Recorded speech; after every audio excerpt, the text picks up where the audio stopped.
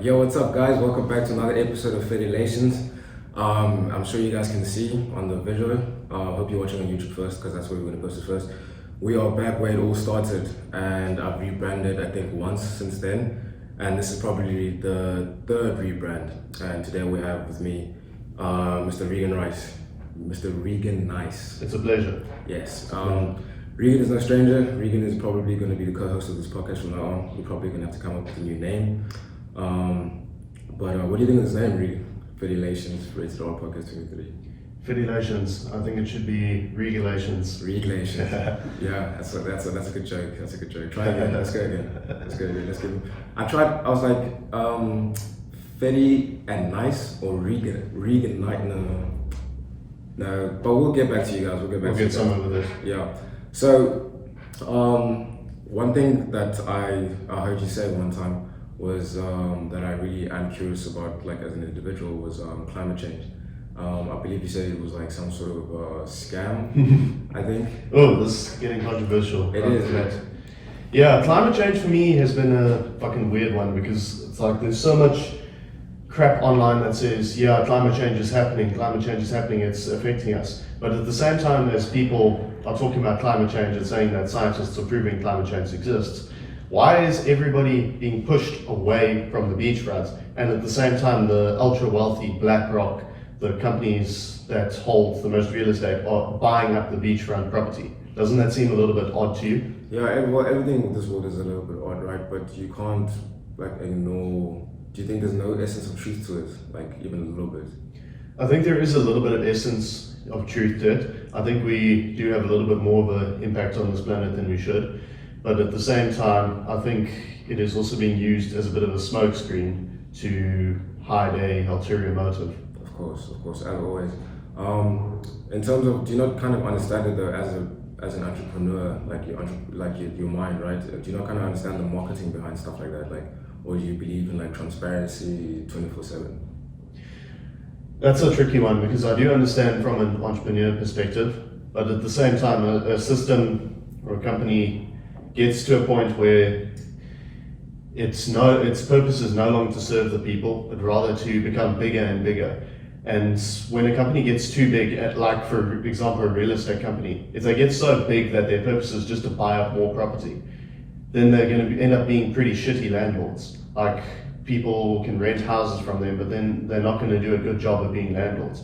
So then it just becomes a giant system instead of something that's meant to serve the people, you know. Yeah. So I think systems like that should be more transparent. Okay, I get what you're saying with that. For me personally, like, I told you about the guy that I was speaking to that makes like 2.5 million on OnlyFans, right? I know you're very money orientated as an individual, and I'm kind of curious as to how far you'll go to get the bag like that, because I was taught to get it by any means. But I think when it gets to the OnlyFans area of things, I'm falling too far down the rabbit hole, if that makes sense. And it's personally not for me, but I can never say never. But right now, when I think about it, it's like, in terms of like, if I wanted a girl or a wife to marry and have kids with and raise a family with, and first of all, she can't be on OnlyFans. Let's just start there. And I don't know how much I would be being fair if I'm on OnlyFans and she's not, and I'm like, no, but we're different, which is true. It's kind of true, but I wouldn't want that to happen. So for you, how far is too far? Too far for me gets to the point where I'm not serving the people anymore, because you have to add value in order to get money. So if I'm getting to the point where I'm fucking people up with what I'm doing just to profit myself, that's where I step the line. So I'd say with OnlyFans, for example, it's gonna first of all fuck people up that are watching the content because they're not getting any sort of value from it, and at the same time it's gonna affect me hugely later in life, because like you said, when you eventually want to settle down with a woman, you don't want your past life to be gnawing at you the whole time. And that's what I was thinking as well, right? It's like, it's not adding value into the way I want to be remembered in the world, no matter how much money I'm making. And it gets to a point where you kind of realize that certain niches will never go anywhere. They've been around since the beginning of time. And this guy was telling me that his OnlyFans, his customer base is men, right? Men are just easier. Jeez. Yeah, he had to get used to it, but men are more slaves to their sexual urges more than women. Yeah. And there is a market for it, and the market will never go anywhere. I'm sure everybody has a story or knows someone that's been scammed online trying to fucking meet someone nearby who's gonna fuck them. And those type of systems will never go anywhere. Even Andrew Tate, as an individual, right, who we look up to a lot, I know I do, and he started off doing some stuff like that, basically selling the fantasy, right? And that's how I think of it. Is like it's a business, and anybody that does it is not necessarily like I'm looking down upon you. I understand it and I respect the craft, but if it's not for me, it's not for me. And I do. The scary part is that I do see aspects of it being for me, and it's just very more. And I'm very blessed and very lucky to have faith in the Lord Jesus Christ, that I could never go down that route in terms of just like selling myself basically. But it's not that deep. I don't know what your thoughts are on OnlyFans girls. Like I've thought about, like, for example, Tristan Tate, right? I've thought about, like, he manages OnlyFans girls, and the one thing that stuck with me, one of Tristan Tate's stories was his dad was very broke and they were out having dinner, and the bill came and he gave his last little bit of money as a tip to the waiter, and then Tristan asked his dad, like, "Dad, why the fuck do you do that? We have no money." And it's like, "Tristan, I don't mind being poor, but I absolutely refuse to have no class." So I know he's got his head screwed on, right, and I know what he's doing is just there's a market for it, but sometimes you can't help someone that doesn't want to be helped, and someone else is gonna feel it if it's not you. Do you know what I mean? So if you could, would you? Oh, that's a tricky one. I think my opinions have changed on that quite a lot, because when I was a little bit younger, I was interested in getting into the porn industry, male porn star. I still am, but anyway. Legend. I'm gonna be, what's my name's gonna be? Hurricane Fetty. Hurricane Fetty, I like that. Yeah, but it's a tricky one, because it's like, is that really what you want to be remembered for? Because as men, it is all about building a legacy for us. So if you want to be, I get it, there's a market for it, there's money to be made in it, but how far do you want to go to make money? Just like you're telling about Tristan's dad, in the end, you just want legacy and you want class. Yeah. So it really depends on the individual, I guess. So it's not for me. And something I've learned is the best things in life are free. And I think it takes I say I've learned this, I think it takes a little bit of money for you to realize that, because someone had lots of money actually said that, and I was like, that's so true. Like dignity, confidence, faith, integrity, class, all those things are free. And as important as money is, the best things in life are free. But again, it wouldn't be the only kind of hustle, because we both know you need to have multiple streams of income. You don't want to depend on one thing. Yeah. And I think it gets to the point where because Andrew Tate was making the point that Elon Musk, who is probably 20 times richer than he is, there's no place Elon can go that Andrew can't. There's no car Elon can buy that Andrew can't. That's true. There's a ceiling, eh? And the thing is, it gets to the point where it becomes an ego game, right? And I think it's not necessarily toxic, but I would recommend it. Like, personally for me, I'd like to make it up to the 100 million mark as an individual. But if you want to go further, I respect it, and I think it just becomes more about numbers at that point. And I know from what I know about you, you're a very money-oriented guy, and it gets to the point where you just focus on numbers. You don't care about what it gets you. You don't care about how you look or what you dress like. You just want the numbers, and I know you can do it. And I'm just curious as to, like, because obviously there's going to be the main hustle, there's going to be the side hustles, there's going to be the multiple streams of income, but then it's going to get to the point where you're hustling all over, and at this last little stretch, that means that last little 10 million to make you that billionaire or whatever it needs to be that you want to be. And you understand you have a lot of, like, you have a lot of girls around you that just, like, are easily manipulated, let's be fucking honest. And then and then you can put them on, on stuff like that. And the way I see it is like, dog, as long like the same way Andrea and them were doing it, right? There was no ugliness in it. There was no forcing anybody. There was no drugging anybody. The girls were just obsessed with them. They were dumb enough to do this, and not dumb enough, but they understood how the world works, and they wanted to make money, and they believed in his ability to make them money, and that's what he did. There's a story he was telling about the one time that one of his girls actually ended up linking with someone because I think he gave like a mole because it was just like something ridiculous like that. Yeah, and then they went on a date with her, and he took his kickboxing boys, and they were surrounding it by each table. Obviously, didn't know, but like you see, people automatically associate that type of like ideology of those things to negative connotations where it necessarily doesn't have to be like that, right? Like as we said, one of the things we place very dear to ourselves are the intangible things, the integrity, the class, that's what we are about, Yeah. and that's what we're going to be remembered as. So it's not necessarily that you're going to be remembered as this horrible thing, not this horrible thing, but this not so respectable thing because you've done so much already. Do you know what I mean? Yeah, but you're also not taking into account when you get to that level, you start picking up a fuck ton of people that want to see you fall. Because like the saying goes, when you try to climb out of the bucket, the other groups pull you down. Yeah. So if you've got all of that stuff on your background, people are going to start digging it up out of nowhere and making a bunch of shit out of small things. And then that's what's going to be all over social media, and your image on social media is going to be so heavily hammered because of that. Even if you're doing other great things. I mean, look at Andrew Tate, for example. I was going to go there, yeah. Andrew Tate. Everybody talks about his history with the webcam girls. Everybody talks about the fucking human trafficking thing is a load of bullshit. But nobody talks about, for example, his charity for orphans. Nobody talks about his charity helping dogs on the streets of Romania. Nobody talks about these things. Yeah, but as you said, right, the truth always comes out in the end. So even though Andrew Tate's image is currently botched, do you feel like if he died today, in 10 years' time, that's how he'll be remembered? I think the people that look up to Andrew, like not necessarily me and you, but he has a cult following, right? And me and you are not like one of those guys, but we still respect him highly enough to put respect on his name and defend his name. And I feel like no matter how successful we become, if we know the truth, because we are very highly capable individuals who can reach our own conclusions without the fucking mainstream media fucking influencing us. I know how to read people, you do too. And it's innocent until proven guilty, first of all, right? Yeah. And I feel like in 10 years' time, he's going to get what he wanted. He's going to get the legacy he wanted, because I think the story is not finished, but even when he did get arrested, immediately I thought I'm going to be telling my kids, my sons, about this man one day. Yeah, he will be in the history books. You know, the man that went against the system, the man who brought back masculinity, the man who brought back hope in most of us. Like, I was already on the self-improvement journey before Andrew Tate, but I've seen some of the stories that people share about how he's influenced them, and it's remarkable, bro.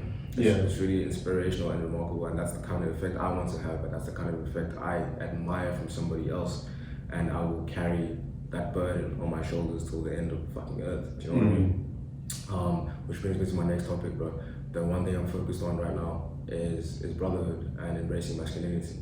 Now, I'm sure you are aware, and you probably are not culprit, you probably are one. I am too, but men have egos, right? We have giant egos, and the ego gets in the way of a lot of our friendships. And I think the number one factor that provides that downfall of men's friendships and all that kind of stuff is women, right? I know you can't help how you feel. Sometimes I can't as well, and a lot of guys can't as well. And as much as I detest being around too much masculinity, I am learning to fucking embrace it more and more often, because it's not their fault. It's how we've been programmed, it's how society has made it be, and it's how we are going to overcome this pandemic of bitch niggas, is by pushing out the message of brotherhood and masculinity, and that means you have to be around brothers and masculinity. Because a lot of guys, I'm around, even though they have these little bursts of too much fucking into themselves masculinity vibe, a lot of guys, almost every guy, there's something I look up to about them. There's something I admire, and it depends on the hierarchy, it depends on the level of how much I admire what you're doing for me to ignore the shit you bring me.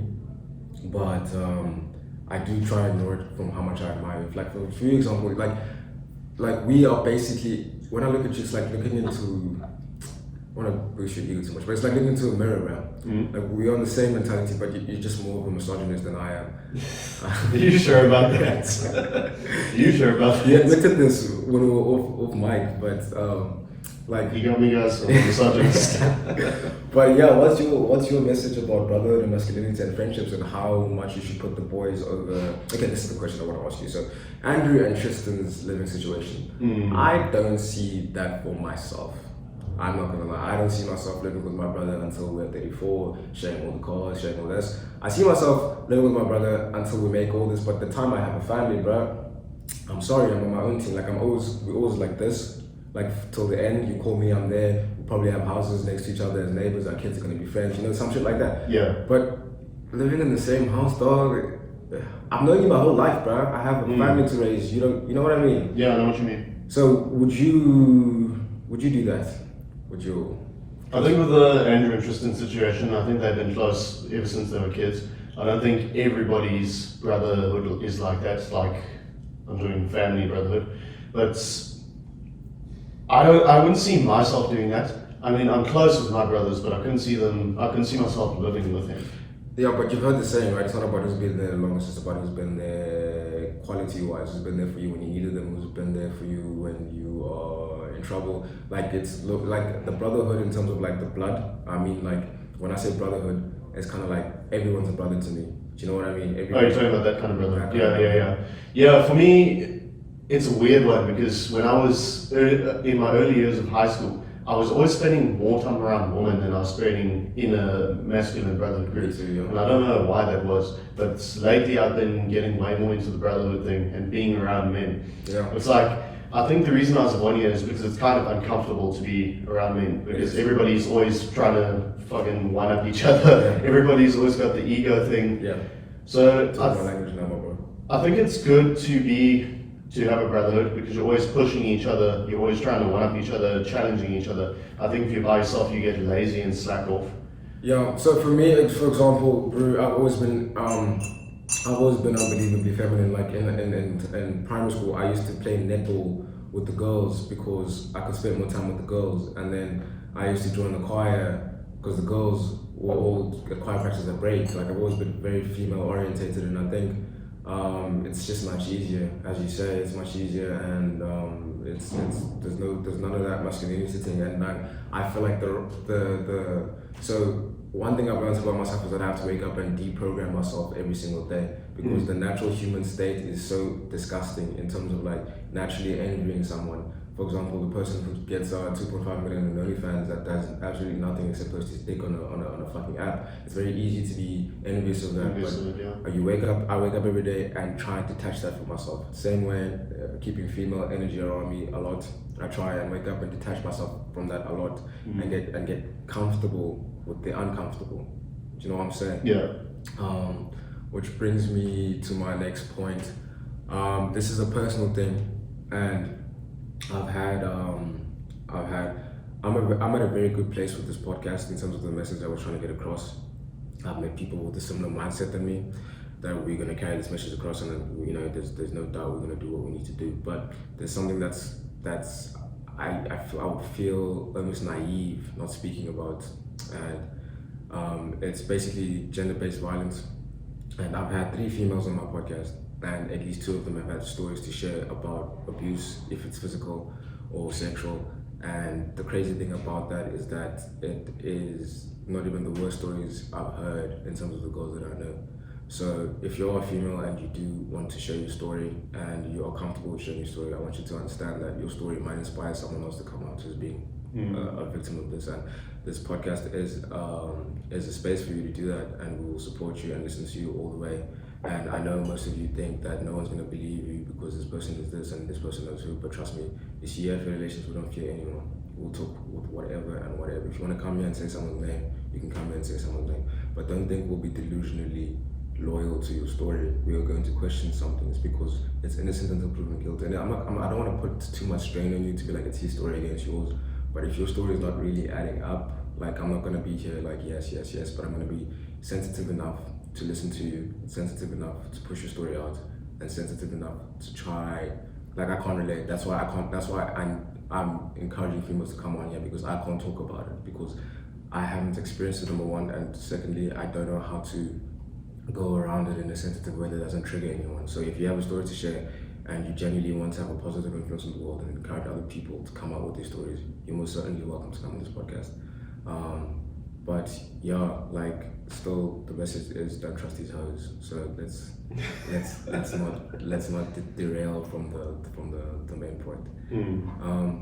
But yeah, I just wanted to get out there. I feel like it's a duty, it's everyone's duty to kind of wake up to the world of what's happening. And as I said on the last podcast, is men are suffering as well. Men also feel pain. Men are also victims of this kind of thing. It's just that the country we're in right now is more women than men.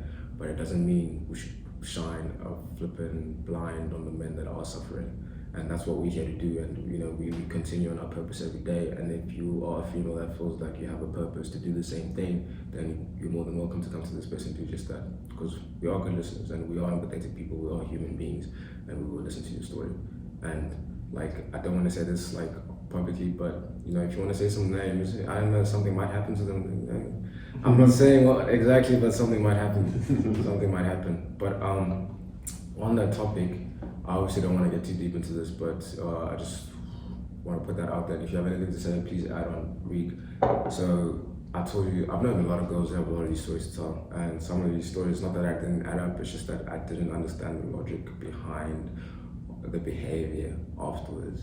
For example, staying in the toxic relationship, staying in the abusive relationship, staying in the relationship that you are constantly sexually assaulted, and you can't, if you're a fully grown woman staying with this man, I completely understand. But most of the stories I've heard, you don't stay with him, you see him once a week and you go and see him, you Uber yourself to go and see him, you go back after the constant abuse, and it makes it very difficult for me to sympathize with you. Exactly, it makes it very difficult. And it's not the sense of I'm trying to invalidate what you went through, and I'm sure you were young, you didn't know what you were doing, but you have to understand that it makes it, I'm sure even in the court case, bro, someone can just bring that point up exactly, that you dated him for 5 years afterwards. You went to go see him for 5 years afterwards. Are you sure you're not just heartbroken, you're not just... Yeah, exactly. Yeah. Because it's if it was bothering you so much, why didn't you leave?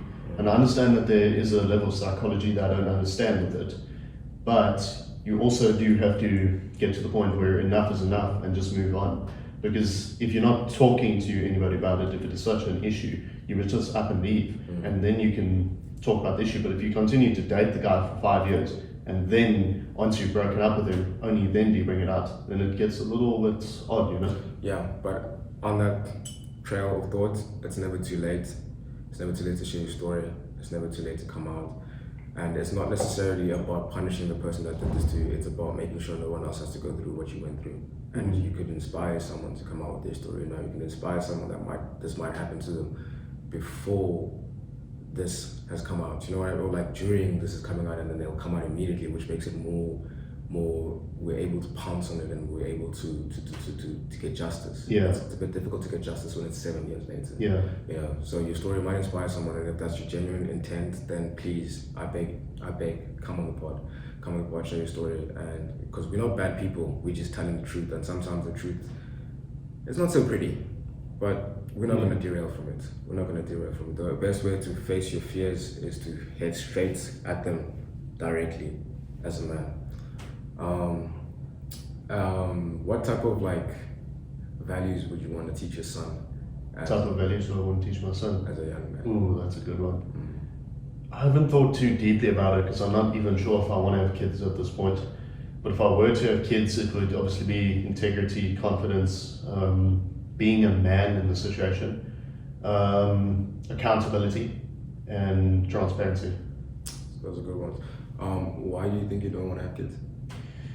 No, at this point I don't want to have kids because, number one, I don't see myself being a great father at the moment because I've still got a lot of shit that I'm dealing with, and I wouldn't want to bring that into the next generation. That they say that you should always get rid of trauma from your past life into the next generation and bring it with you. I don't think I would be ready for that anytime soon. But at the same time, the world is also going to shit at the moment, and I don't know what the world is going to look like in 10 years. And if it's fucked up, I don't want to bring another child into that, But do you think it's fucked up for everyone? Or I think it's going to get to a point where it's going to be fucked up for everyone. you don't think there's going to be a certain percentage that are able to build? I'm sure there will be a certain percentage, but I think it's going to be, I think there is going to be a little bit of a period where everybody is suffering. Do you not think one day you will be part of that certain percentage? Yeah, one day. Yeah. But I don't know what it's going to look like in the next 10 years. Yeah, and we suck and we take stick a lot on this podcast, and it's just something that I know I flaw almost. That guy has mommy issues, bro, and that doesn't derail anything that he does. That has nothing to do with anything that he says. Or it might, who knows, but not fully all the way. And his sister doesn't talk to him. For example, so for another man I really respect in terms of masculinity and just being a man, and I'd like to grow the same way he grows, is Joe Rogan. And Joe Rogan approves of Andrew Tate's message, and he's had to say that misogyny stuff is not good for anybody, because Joe Rogan has a daughter, he has a wife, he has a mother, and as much as true as it may be, some things are better left unsaid. And with Andrew, I'm sure he knows that, but he can't relate as much because he doesn't really have that like that. He doesn't have. If you hear him talk about his mom, it's not very admire. Like it's not like he admires his mom the way he admires his dad. And one of the most impressive accomplishments you can have in this life as a human being is retiring your mom and making sure she's financially stable. And Andrew's done that, so I wouldn't like talk down on his relationship with his mom because he's done what he needed to do. But his sister doesn't talk to him. Someone in his family, in his space, you can tell with females the relationship isn't so pure. That's the wrong word. But the point is, I can relate to a lot of what he's gone through in terms of the females in his life, but I know for a fact that those relationships, by any means necessary, need to work. Even if I have to sacrifice a few beliefs, even if I have to hold my tongue a little bit, they have to work. If I have a daughter, I don't wanna look back at the stuff that I said and have to tell her about it, or someone else shows her about it. Like, for example, I'm sure Andrew might regret this one day. He was talking about if his daughter's man was a man like him, a highly successful man who could take care of her and was faffing around on the side. He said he would say to his daughter that, listen, blah, blah, blah, whatever he said was not the right thing. That's treating your daughter as an option, bro. My daughter is going to be the queen. Do you understand? Like, I'm not, and that's the wrong take for him to have. And again, he's a human being, he has flaws, and we don't look over his flaws because we're cult followers. We are able to point out what is right and what is wrong. And there's a lot of Andrew Tate content out there, and there's very few things that I can point out that were wrong, and this is one of them, is that take his advice with a pinch of salt when it comes to women, because he does not have the best relationship with women. And he's clearly been heartbroken by a woman severely, because he was making the point that women don't understand how much men fall for them, and they just don't give a fuck. Straight up, they just don't give a fuck, and I can relate to that, but I've never had my heart broken to that extent. Have you? Tell us more about it. I don't like talking that much about this stuff, but in high school, one of the first girlfriends that I had, obviously I was pretty new to the game, just came from homeschool, so first time really being around girls. And this girl I was really fucking obsessed with, like really deeply in love with her. And then she fucking cheated on me out of nowhere. And then it got like weird in the relationship, and then she messaged me, she's like, I want to take a break, which really fucking hurt me. And then a couple of weeks later, I was like fighting with her and shit, and then she admits, listen, I cheated on you, which really fucked me over. So yeah. I think I can understand from Andrew's perspective, like when you get hurt that badly, it's like you get this attitude towards women, and I'm not saying it's right. I'm not saying that I have the great attitude, which is why I'm staying in relationships. I'm trying to heal from it. But I can understand Andrew's relationships with women, is what I'm saying. Yeah, and I hope you guys really get how much of ourselves we give to give this type of content. We give pieces of ourselves to the internet, which is probably the most fakest thing around right now. And we try and just be that light in the darkness, that real in the darkness. And listen, man, like, I'm not saying I've never been heartbroken, like out of pride or stuff like that. It's just that I've never really been cheated on, and I can only imagine the feeling, what it brings, and I just never want to experience it. And it may sound like I'm like a scared little pussy, like scared to get myself, and that's not the case. The case is I'm able to read the signs, I'm able to see the red flags quite early, and I don't compromise with my heart, bro. I've been in the game for too long. I've been blessed to be in the game for too long and understand how they think and how they maneuver. And from when first I was in the game, it's only gotten worse since then. And it's only gonna get worse from what I see. But I'm not saying there's no dimes out there. There's no dimes in the rough. It's just that I haven't had the time to look for them, or you know, like I don't judge every girl I meet or every girl I talk to. I don't judge them up to the dark ground, you know, everywhere. But as I was saying to Regan, is when I get married, I'm only doing this once. I'm only marrying this person once. There's no divorces, nothing else. And even if they cheat on me, bro, like we're doing this once. And the thing is, I can only blame myself if they cheated on me, because the levels of tests I'm going to put it through is almost fucking unfair, bro. Like the slightest red flag, bro, you are out. I'm not going to put a ring on your finger. And that's good, bro, because the majority of guys, their thought pattern is, am I good enough for her? But so few guys think, is she good enough for me? And you know what it is everybody is really afraid of being alone, ultimately. And especially when you grow older, all your friends are getting married, all your friends are doing this, all your friends are doing... Feel left out. You feel left out. And there's people that make fucking deals with each other as kids. It's like, yo, if we are not married by 27, we better marry each other, you know. And it's like a joke, but it's a real ass joke, right? They are serious about it. I was watching this vlog, and this person went to a wedding, and he was interviewing the bride, and he was asking the bride, how do you feel now that you are a married woman? How do you feel now that you are the bride at your wedding? How do you feel that you're now living your childhood fantasy? Childhood fantasy. And you know what she said? What she said? She said, I felt relieved.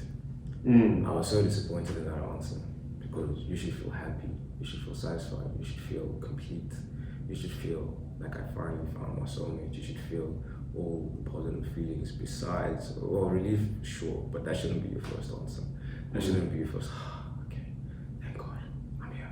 Yeah, you make an interesting point there, because it's like, that's the kind of what you're supposed to feel when you complete a goal, complete a goal in your next mission. But is that really a goal, or is it something deeper? I'm so interested to see how your life turns out, but not in terms of like career and business wise, because I have no doubt you're going to get to where you need to get to, but it's more family, wife, kids, and I really hope we see this through together, bro. I really hope our kids are friends. I really hope you found the person that you want. But my next question to you is, let's say you got married. How would you go about it? Okay, for me, let me give you my example. For me, I get a wedding and a ring. But that's a fantasy, but papers, government, miss me with that. Yeah. Miss me with that. Yeah, for sure. The same for you? For me, I would want like a kind of a religious marriage, not like a government marriage, like you said, because the laws are fucked. And I'd want it to kind of be in an area that isn't like, how can I say, like super urban, hundreds of people coming to watch the wedding, because I want it to be something special and worthwhile, not something that is boosting the woman's ego, like most weddings are these days, you know? Yeah, but you can have two. Do you not want your woman to, like, okay, I'm interested to get into this because my first thought is, like, what you're saying makes a lot of sense, and it's something I want to take into account. But before you said what you said, I always thought, like, first of all, the wedding is not for me, so I couldn't give two shits. I love you, here's your expensive ass ring that you want to wear, I'll wear this ring so you know I'm not cheating on you when I'm out. If you want a big wedding, I'll pay for the big wedding, I have all your family, whatever, blah, blah, blah, get this done and over it. I don't care, I'm just there. You know, because I like to work, bro, this is not work, right? And so first of all, it wouldn't be for me, so if it was to be for me, I would do it the way you want to do. Like very religious, not in the urban area, not thousands of people to boost the woman's ego, all that stuff. That's how I would do it for me, but I've never thought about it being for me. So it's very interesting that you said that. Would you not want to do it the way she wants to do it? Like, you see, it is a big ego thing. And in Western culture, bro, Western culture is very unrealistic, but only very few people get to complete it. Like, for example, marriage anniversaries, I think on the 60th, there's traditional gifts you're supposed to give. And I think on the 16th, you need to give her a diamond ring. How many people do you think in their pension, with the pension fund that they're getting, can afford it? Yeah, it's a little ridiculous. So after starting a big ass, fancy ass wedding, that's the road you're training on. You know what I'm saying? Yeah, and it's like with weddings, I'm not gonna bring up my relationship with this person, but I know somebody who had this massive wedding, and I attended, and it was they dropped at least 200,000 rand. Bro, weddings are expensive. Eh? Yeah, but they dropped a fuck ton of money on it. It was a big, expensive wedding, catering for everybody, hundreds of guests, everything. And made such a big scene out of it, and the bride was so happy, and everybody was so happy and loved it so much. 2 years later, they divorced. Yeah, down the fucking drain. Yeah, but I get what you're saying, and it is a big ego thing. So it's also a big ego thing for you, though. I'm sure you appreciate your ego at certain points. Because for me, I know I need to develop the biggest ego I possibly can and find every reason under the fucking sun to justify it. Not in a delusional manner, in a physical manner. I want to lap people so many laps that they can't take anything away from me. Because you can do one full lap of something and they will still try to put things up. I mean, look at Drake, dog, person who's conquered the music industry for so long, for over a decade, artist of a decade, for the last fucking 10 Drake years. has always stayed on top. Bro, and people still find something to take away from his success after so many laps. And I think now it's starting to come off, like now it's starting to become more jokes, but it's like, bro, it gets to the point where when he used to release, I used to think about, if this flops, people are never going to let it go because Drake doesn't flop, and he hasn't flopped. And I think obviously he's made sure that it doesn't flop, and I think behind the scenes or whatever it may be, who really gives a fuck, right? But that's what you need to do. You need to lap motherfuckers so many fucking times for them to understand that, listen, motherfucker, I'm in a different level from you. You know? And it's not necessarily the mentality I wanted to have, but it's the mentality I know I needed to have in this fucking life, in this life of sins. Like, I want to compete in the highest possible echelons of men. And I want you and the only reason why I want that to be the case is because I want the people that I'm competing with to be at their best, first of all, because I've noticed that some of the people I compete with are not even trying, bro, and it's just like, it takes away the fun. Yeah. Right? So I want you to be at your absolute best, but this is where the ego comes in. I want you to know that you did everything you possibly could, and you still weren't good enough to beat me. And a good enough man with the right amount of morals and dignity. It's interesting. It's interesting. Have you always had that? Not always. I think the electricity just went out, so is that thing still on? It's off, so we're gonna have to take a break. So I think you asked me if I've always been like that in terms of I don't necessarily want to say I want to destroy you. I just want you to respect me. And I've noticed something about people is that they are very quick to forget. So I'll give you a story, and I want you to understand the depth of how quick people forget. So in high school, when you're a kid, everything is a competition. Who can drink the most, who can smoke the most, who can pull the most girls, every fucking thing you can possibly imagine. I had the name, I was called the dictator because apparently I thought it was my dick. And I wanted to live up to that name by all means. So I made sure we go out, I get the most girls, blah, blah, blah, blah, all that shit, no? So this one time I had a fivesome. And I know, it sounds cool, right? But it wasn't with 4 girls, it was with my one friend and 3 girls. But still, it's a fucking fivesome. Have you had a fivesome? Exactly, shut up. Now, obviously people aren't gonna believe you if you say you had a fivesome, but luckily for me, my friends were outside the room, like outside, smoking, chilling, and I got out, came out with 3 girls, you know, you can tell, bro, we were getting busy. Exactly.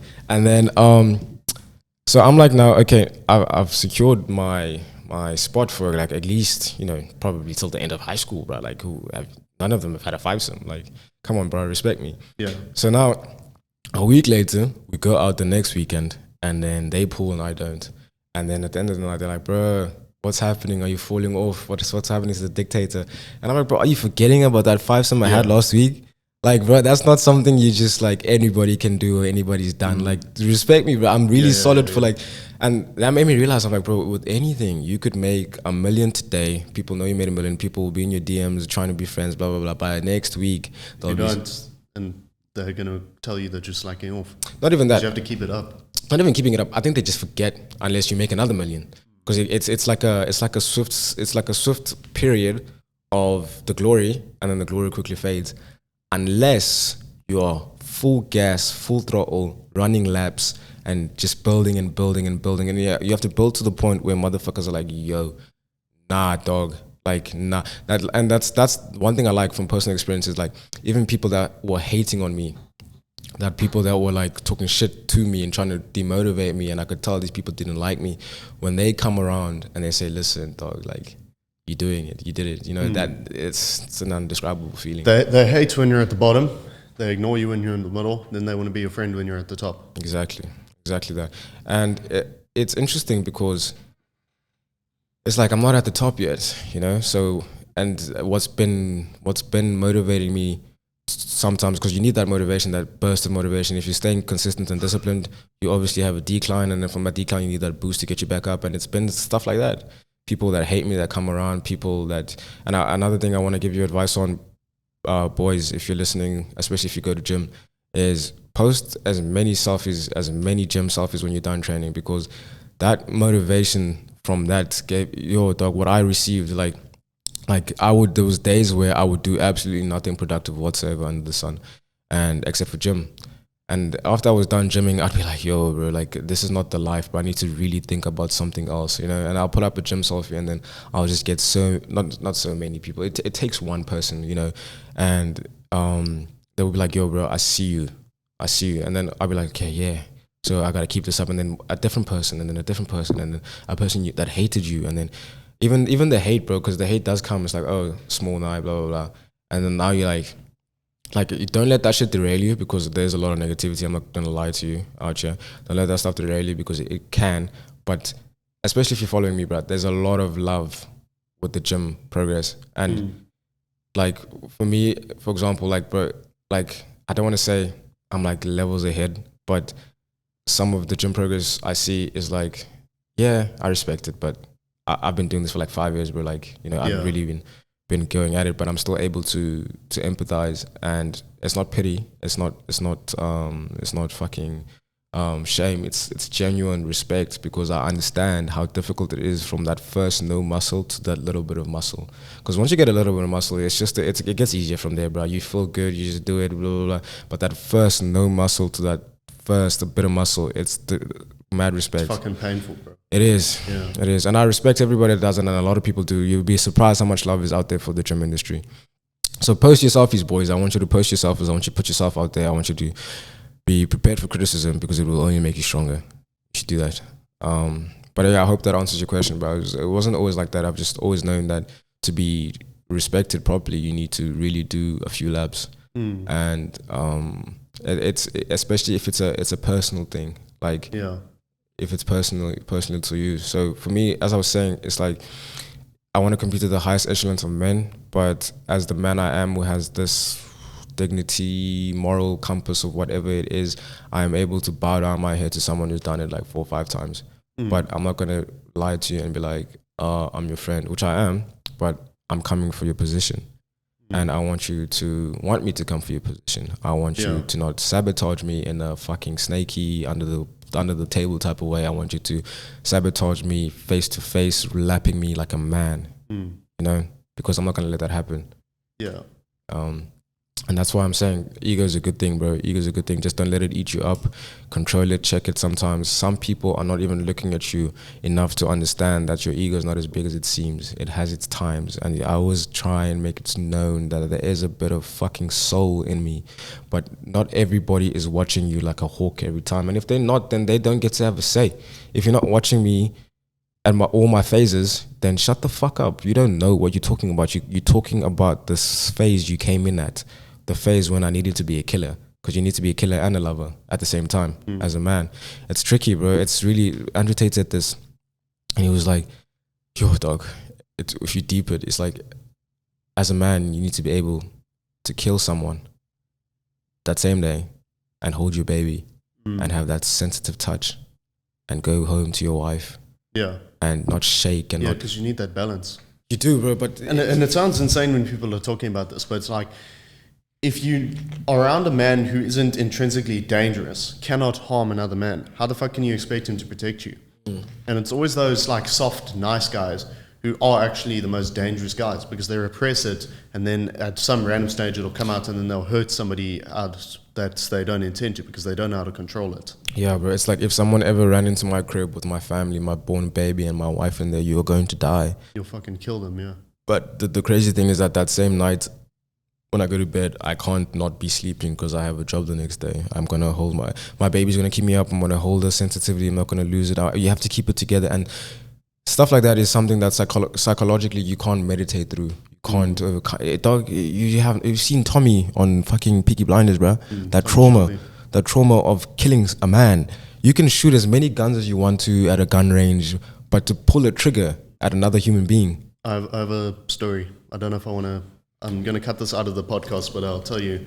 Oh, man to man. What we did with Benji when I was talking about my court case. Yeah.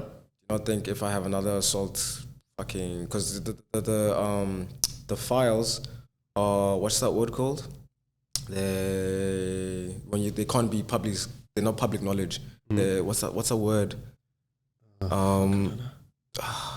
Confidential? Confidential. The files are confidential. So, especially as a minor, it's almost like erased if there was no like severe consequences from it. And if I talk about it, and let's say when I'm older, I have an assault charge, and then they obviously go through everything, comb everything, the podcast which I released with the same story on it, and on the story I'm talking about, I caught an assault charge. They're gonna say, do you not see a pattern of behavior? This, and then boom, I'm done, right? And I'm not delusional enough to not think I'm gonna have to fucking beat someone up one day, because I am going to have to. I'm going to have to if it's self-defense or whatnot. But you know, I trust my level of morality, and for the level where you can't relate, I have faith in the goodness of the truth. Same way as Andrew Tate. He was saying when he came out, bro, I hold no grudge in my heart. I know the truth will come out. This is God, whatever. I'm on the same train of thought, bro. And listen, I'm not going to suffer by myself with the things that I've gone through and not speak about it. I'm going to say every single bit, no matter what happens, bro. I could have lost the ability to travel from that case. I could have been stuck here for the rest of my fucking life. Yeah. But it didn't happen, bro. It was so serious. It was so scary. We spent 5 hours in the cell, right? Motherfuckers were coming. But like, luckily there was 5 of us, so there wasn't that fear. But motherfuckers were coming in there and bleeding the fuck out. Motherfuckers weren't blinking a fucking eye. You know he's on something. He's not fucking blinking. One of those non-blinking motherfuckers comes and sits next to me, asks me what my number is. I know what he's saying, and I choose to completely dismiss it in a very degrading way. I'm like, in a very feminine English white boy suburban way. I'm like, I don't know what you're talking about, bruh. Like straight up, just to piss him off, because for him, he was expecting me to try and fucking act like something I'm not. And my friend was telling me after this whole scenario, is like, yo, bro, I hope you don't do that when you go to jail, bro. You must go, blah, blah, blah. And I'm like, bro, I'm not planning on going back. What the fuck? What are you preparing for? That you must go and fucking do some shit like that. And like, bro, like, that was just like, okay, 5 hours, cool, I can survive 5 hours. And then there's a court case, bro. And now I had to go see a fucking lawyer, bro. My parents were surprisingly not tripping that much, but I had to go see a lawyer. Lawyers fucking expensive. You pay them by the fucking minute. You wait so fucking long at that court time before they actually see you. You know, it was serious, bro. It was some serious ass shit. And for some weird reason, there wasn't a second where I felt nervous, or I felt this could take a turn, or I felt this could fuck up the rest of my life. Interesting. And I think because I kind of knew, man. I kind of knew I wasn't in the wrong by any kind of way. And if I just told the truth, I would get away with it. Not get away with it because there's nothing to get away with, but the truth, justice would be served. And we went into there, and they first called us in individually to see a social worker because we were underage. And we went in one by one. And bro, I was like, stick to your story. These motherfuckers go in there, and that's when you'll see who's real. Motherfuckers go in there, and then they start selling everybody out. Well, first motherfucker goes in there, goes, I did nothing. This motherfucker is the guy that stood on his car. He stood on his car and trumped it. That's why we were there, because this guy was suing us for damages, but he was saying his damages were like worth $500,000 or some shit like that, where his car's not even worth $500,000. Bro, I still don't have my Uber account, because my Uber account got banned from that case. Oh, shit. I still don't have that shit. So we're there, and then I can tell by these niggas' faces, they switched up. They go in there, switch up on each other like fucking snakes, and they all got 80 hours of community service. And the community service was fucking disgusting. It took some of these guys like 3-4 months to actually get to finish it. Because every Saturday you go up, you go to the police station, you clean all the vomit from the night before, the blood, the thingy. You basically the cop slave. Yeah, it's madness. I got 6 hours of therapy. 6 hours of therapy. From 80 hours, I got 6 hours of therapy because I wasn't going to go in there and pretend like I'm something I'm not. I wasn't going to go in there because, first of all, you must understand, as a kid, as a minor, your parents are with you. So if your parents are sitting next to you, I did absolutely nothing. The black guys did it. The other guys did it. You know what I mean? Yeah. And I just went in there, I told my story, and the lady, because obviously another thing, the first thing is you're going to expect it from a child and a teenager. The first thing they're going to say is, I did nothing. It was all them. Yeah. That's how a child thinks. Not me, them. I'm not the problem, the world is, right? And I wasn't gonna go in there and act like a child. I wasn't gonna go in there and go straight into defense mode because I had nothing to be defensive about. The Uber account was in my name. I had everything to be defensive about, but I was there. I knew what happened. If I just stuck to my story, to what happened, I'd be fine. And that's exactly what happened. And people doubt themselves because people overthink, oh my gosh, what if they do this? What if they do this? What if they say this? I've had girls who've accused me of sexually assaulting them, and I haven't blinked an eye. I haven't lost any sleep. I've had people tell me if that would ever happen to them, they wouldn't know what to do. Yeah. Because you're gonna overthink it, you fucking dumbass. If you have nothing to hide, you have nothing to fucking worry about. Right? And you're like, no, but they're not going to believe it, blah, blah, blah. That's because that's how you think. You're always trying to sell a dream to someone. You're always trying to sell a story. If you stick to what's true, to what's your roots, and not let anybody let you believe you're something you're not, you'll be fine. This one kid, I know, the first guy who got falsely accused of sexually assaulting someone was, he was getting suicidal. Because obviously the social media people coming in, cancel culture, blah, blah, blah. And he was acting guilty. First of all, they were activating his account. You know, now you have something to hide, and then, you know, blah, blah, blah. Bro, that shit has never happened to me. And because, for a good reason, the universe knows, right? On New Year's, a girl decided to scream at me at a party that I sexually assaulted her downstairs, and not a single person took her seriously. Yeah. I didn't try and go like, because first of all, she was screaming at me in front of people. That's already embarrassing, right? So I'm standing there and I'm just looking at her, and I'm like, because I'm looking straight into her eyes and I'm seeing her, and I wanted to know that you and I know, because we were both there. Are you really going to try and do this here in front of these people when this is not true? And I said all that with my eyes, and I just looked at her. And then one of my friends came and was like, no, sit down. I got your back. And I'm like, bro, there's nothing to have my back for. I did fuck all. I sit down, I look around twice, boom, whole situation, I forgot about it already. The next day, she messages me, and she's trying, I don't know what for, I already forgot about the situation. And then she's like, yeah, I'm not gonna lie, I did try to get you kicked out. But then when everybody else started getting involved, I told them to stop, and I'm like, you're lying. You didn't tell them to stop. No one was gonna fucking kick me out. And like, if somebody kicked me out, I'm not gonna lie, if someone kicked me out on New Year's, dog, and that's how, like before New Year's, and that's how I started my New Year, I wouldn't have been here this year. And I'm just saying that off, like, just logic, bro, you know. And at that point in that night, there was no time at any point that I thought I was going to get kicked out. There was no point where I thought anybody's actually going to believe her, you know. And I don't want that to be the stance every guy takes, that no one's going to believe her because they could be lying. But I knew no one was going to believe her because people know me, dog. I have a podcast where I speak nothing but the fucking truth. I've given almost half of myself to this fucking craft, bro. I've spoken about my court cases. I'm speaking about the situation right now. And the best thing to do with a situation like this is not give it any attention, because you give it attention, it grows. Yeah. But I'm telling you the truth. What's going to grow? What's going to grow?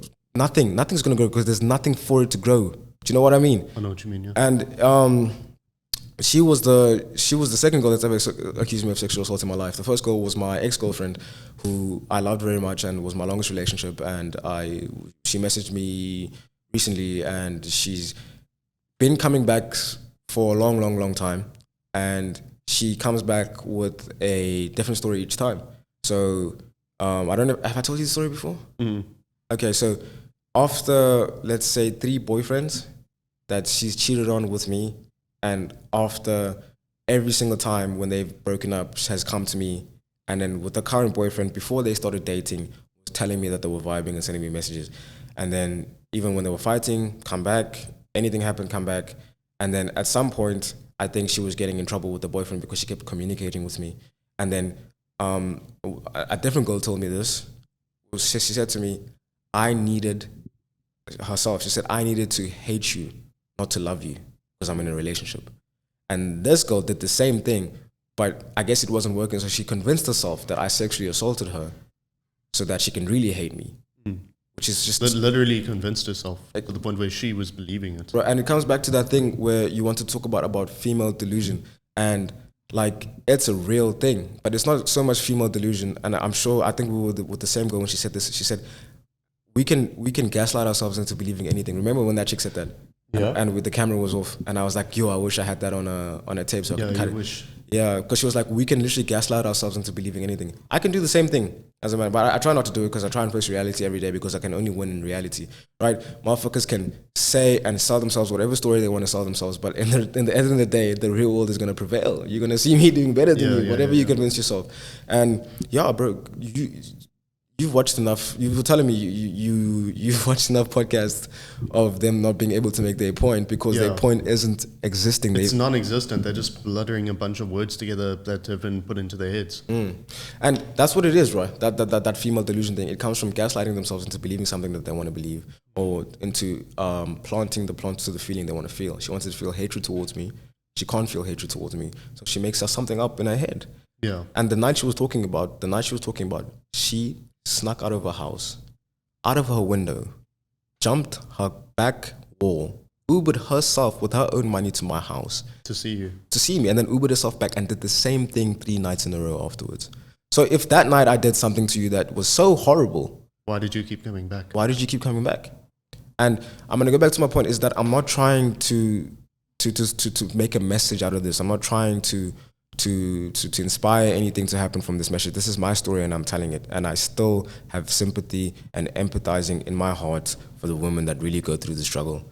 And for them, I want you guys to understand that there is some false stories out here, and you should just be as angry as us, because the false stories take away from your real stories, which is why we need to shine a light on the real story. So if you have a real story, come tell the real story. You know, it's very easy after going through something like that to have a lot of anger in your heart. Yeah. To dismiss any type of story like that. But I don't work that way, which is why I'm scared to get heartbroken properly. Because when people come to me and they've been heartbroken and they say something that's very fucking rude or very like derogatory. Yeah, that one. So it's early in the morning. That sometimes it makes sense what they're saying. Sometimes what they're saying is true, but I cannot feed into that because they're speaking with emotion. I can't. And if that happened to me, I wouldn't be able to speak from this because it can get out of hand very quickly. Do you know what I mean? You start to lose the plot. It starts to become a whole person. Like, I'm sure when I was talking about the story about what happened to me, it started to feel like a lot of emotion was in there. But trust me, bro, I've learned to control my emotions. I'm a man. I'm not really a man. I take ashwagandha. My ashwagandha is Legend. But like overthinking is always going to fuck you up. And it's a human instinct, but humans are gross, bro. Humans are gross. I don't want to be a human being. So Iman, when we were hiking down Lion's Head with him, and then he got down and we were having a drink with him, he was showing me a tattoo on his arm, and he was like, yo, one of my friends told me it looks like I don't know, something stupid, like a dick or something dumb. And he's like, yo, but now I can't unsee it, and I actually hate it and detest it. I'm like, bro, you got that tattoo for a reason. It's on you permanently for your life. Now, every time you look at it, you can look at it with disappointment. But that's the human brain. Somebody who probably isn't on any man's level and any manner whatsoever said something. Just put something in his head and now it's a belief. Yeah. That will never be me, bro. That's good. That will never be me. I know why I got what I got. You know what I mean? I know what it means, what it symbolizes. It's only going to happen if you like getting dumb tattoos and you don't know what they mean, and then someone just throws you a different meaning, and then now it's stuck on you for life. Yeah. But if you have something that you put on yourself that has a specific meaning to you, you can't allow other people to try and tell you otherwise. I know. I almost did. This I'm starting to learn to write everything down. I get very scared to write stuff down because this book, everything that's written in this book gets accomplished and gets done. And I'm very scared to put something in this book because you don't know what the future holds, right? So I'm very scared because this book is on a good roll. Like the last book was just like, bruh, I didn't do it. This book is on a good roll, and once I write it down, it's written in the fucking stars. So and then subconsciously, I haven't been writing down some of the stuff that I've been meaning to do and wanting to do because if you write it down, you're gonna force yourself to do it. Not even that. Like, realistically, I don't want to do it now, or realistically, I don't want it to fail, and then this book goes to shit. Yeah. I keep it in my head, and today was the first time since last month that I wrote stuff down because, as I told you last weekend, I almost lost one of my philosophies. someone tried to convince me that it was toxic, and I needed to remind myself that if it's in this book, then it's definitely fucking real. Because something I read in a book was if you constantly put your thoughts and actions to because your subconscious is running the show, right? So if you consciously think about everything you're doing and why you're doing it and the purpose and the meaning of it, eventually at some point your subconscious is going to be on point, which means when your subconscious has to take over, it's been thought through. It's right on the dot. When people's subconscious take over, bro, it's just like it's like society infiltrating their thoughts. You know what I mean? It's like with the environment they were living in. That's how they're going to act when the subconscious takes over. I've consciously deprogrammed myself and programmed myself to the philosophies that I think are the reality. Yeah. I was talking to someone who was saying to me, he said to me, out of sight, out of mind. Right. And I was like, is that your life philosophy or something? Like, it was like, yeah. And then he was like, no, that's my reality. And I'm like, you see what I mean? Just blindlessly going through life, bro. It's a philosophy. You make your own life. You make your own reality. And my life philosophies are my reality. That's why I'm fucking succeeding, bitches. Yeah, but that's good, brother. Because the shit that you think consciously does eventually go to your subconscious mind. It's like, for me, my subconscious mind is very fucking damaged. And I'll notice this when I have a little bit too much to drink, because when you drink too much, you lose that filter. Yeah. And then the person that you are starts to come out. Exactly, yes. And I realized that I'm a fucking dickhead subconsciously. So same. Yeah, fucking dickhead subconsciously, and I act like a complete idiot when I've had too much to drink.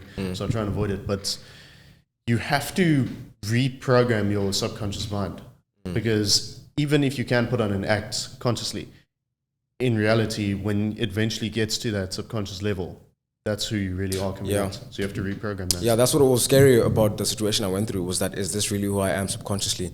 And then I started to remember that this is a human being telling me the story. If three other people are telling me a different story and he's telling me this story, then the three other people are probably right about what happened. And that sounds more like me. You know what I mean? Yeah. What he was saying was trying to blow it out of proportion, because he was trying to make me have a self-hatred towards myself. Or trying to make you look like a bad person because he's insecure, maybe. But not even trying to make me look like a bad person, because it was only me and him having this conversation. No one else was involved, right? So I think it was a more personal, direct approach. Like, I don't care if you try and make me look like a bad person like that chick tried. It's not going to work. What I care about is what you try to put in my mind and plant. If you're trying to plant nonsense into my mind and trying to get me to think that I'm not the person that I think that I am, or fuck that, know that I am. You know? I know who I am. I know what I provide. I know how many laps I've done. And motherfuckers tend to forget that, because they were there when I started those laps. They stopped halfway. You get what I'm saying? Yeah. And don't put that on me, dog. I never stopped. And I will never stop. And I was telling you, remember that I was like, it means nothing now if you don't have this same mindset, this same drive in your prime, where you're 24, 20, 25, 26. If you still don't have this and you lose it in between, it means nothing. And now I have this longer reign to try and keep from when I was 16, when I started on this journey, until the rest of my fucking life. That's the only way I can know how to keep it, because these motherfuckers have a break. And someone was saying in a motivational pep talk in the locker room was saying, it isn't fair. This game isn't fair. Sometimes a guy doesn't work as harder than you and he still gets what you want. You know, and I'm prepared for that. I'm prepared for someone to start at 24 and succeed at 25. Well, I've been starting since 16 and they will do better than me. And I'm prepared for that, because in the long reign of things, in the long run, I'm never stopping. That relates very well with me, because when I started doing the gym thing, it's like my friends that were already in it were all hitting it so hard, and then they were fucking criticizing me when I was taking days off and everything.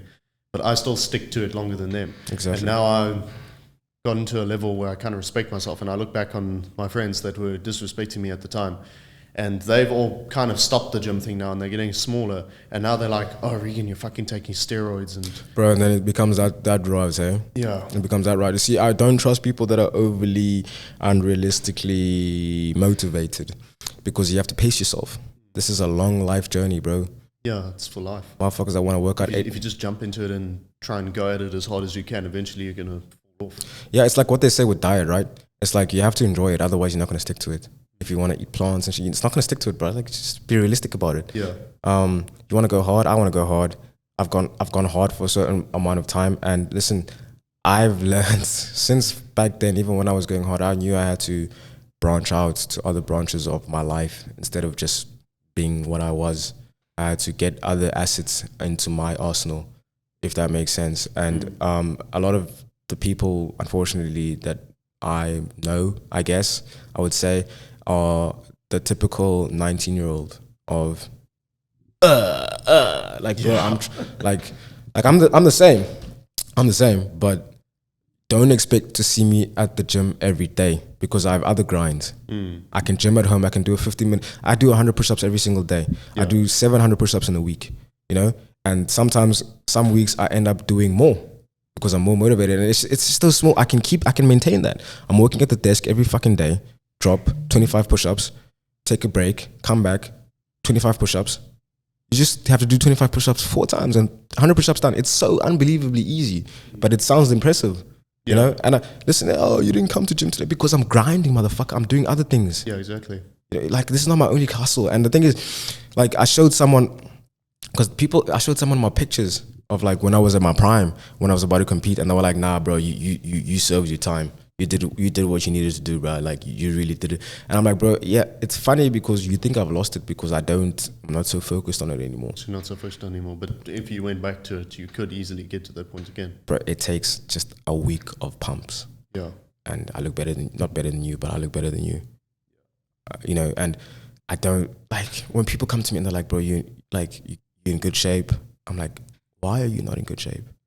Or like people who fucking accuse. Do you get people accusing you of taking steroids? Of course, ever since the beginning, dog. It's fucking irritating. Since the beginning, it's like, it's not that difficult to get to that point. If people would just stick to it and be fucking consistent, then they would look the same. But they want to sit there at the bottom when they're waking up late, not doing shit, and then they want to accuse you of taking steroids. Yeah, I have 2 points to put on that. For me personally, I understand I have, you know, Shaka Zulu genetics, and the people fucking accusing me have Jan van Riebeeck genetics. So obviously, you're not going to get as big as me, no matter how hard you work. I just have good genetics, and I understand where it might come from. And the people that don't work as hard as me, it comes from them more often. But there's people that I know work hard that don't understand how I look the way I look, and I'm like, I'm genuinely gifted in terms of my. Yeah, there is a level of genetics to it as well. But the point still stands. If you work as hard as me, you'll get similar results to me. Of course. And then my second point is, what was I going to say? My second point is, it's like racism, right? I've learned, so the Joker said this. He said, the desire becomes surrender, and surrender becomes power, right?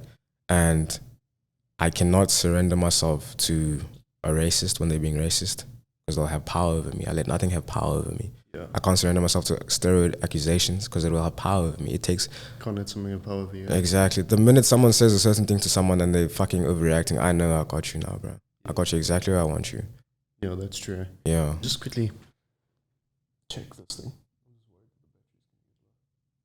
It's fine. Everybody wants to look at me anyways. Legend. Is it working? There's a charger back there. Is there a port? No, I don't think so. I'd probably have to go out and fetch one. But we can wrap up. I think I can wrap up at 35. Yeah. Oh, should I just wrap up now? Is there anything else you want to say? Not really. Okay. Well, thanks for coming, brother. Thanks for coming. Of course. I mean, it's yours now as well, right? Claim it. Feel it. All right. Thanks for listening, guys. Stay tuned for the next episode. Got to put our foot on the gas this fucking month. Can I tell them about your financial goals for this month? Cool. All right. Regan's financial goals for this month is 30,000 Rand. How old are you? 18. You can imagine he's almost halfway now. The month just started. He's 18 years old. What's your excuse? Get the fuck up and work. All right. Love.